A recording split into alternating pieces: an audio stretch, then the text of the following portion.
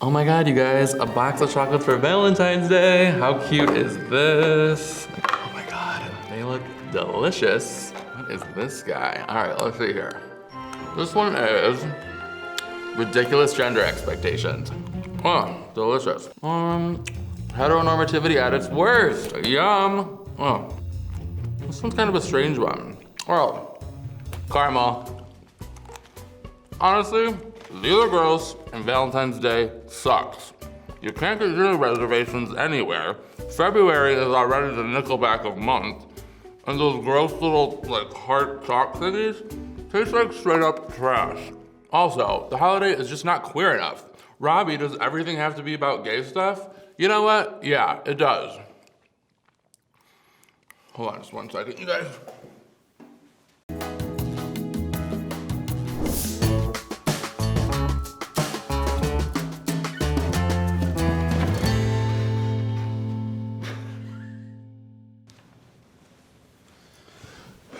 Sorry guys, this is a tough time of year for people who eat their feelings.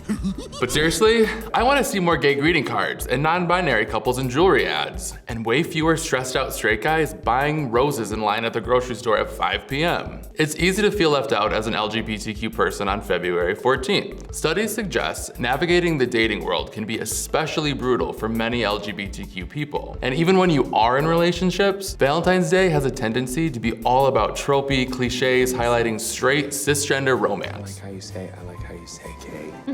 Lesbian, gay, bisexual, and transgender couples are often excluded from Valentine's Day media coverage, and LGBTQ couples of color receive even less attention. So, in hopes of righting that wrong and bringing a little more queerness to this terrible holiday, I want to tell you the love story of the very first queer couple on Earth, the original Adam and Steve.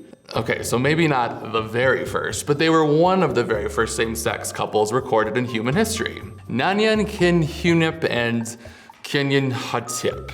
Niankhkhnum and Khnumhotep.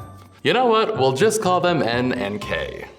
N and K lived in the ancient city of Saqqara in present-day Egypt around 2400 BC, and both of them worked as royal manicurists? Is this a gay joke?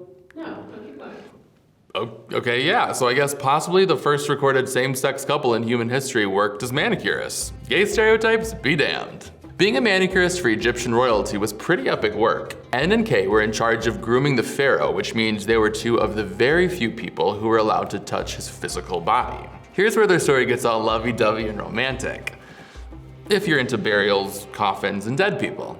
N and K's tomb was uncovered in 1964 when archaeologists were shocked to find the remains of two males buried together, their limbs intertwined and their heads resting face to face. If that sounds a little bit gay to you, you are not alone. Men were like never buried together in ancient Egypt, at least the way N and K were, with their bodies intimately intertwined as though they were a married couple. Now, some historians aren't so quick to jump on the gay train. They think it's possible N and K may have been brothers, extremely close brothers, or even conjoined twins. And it also should be noted that both N and K had wives and children of their own, but the artwork inside their tomb suggests they didn't have the most traditional family structure. In one artistic depiction, K is painted in a position alongside N that's usually associated with wives. And in uncovered hieroglyphics, N and K's names are strung together in kind of a wordplay that reads, joined in life and joined in death. Sounds pretty romantic to me. Egyptologist Greg Reeder said in 1998 that he believes all the evidence surrounding N and K's lives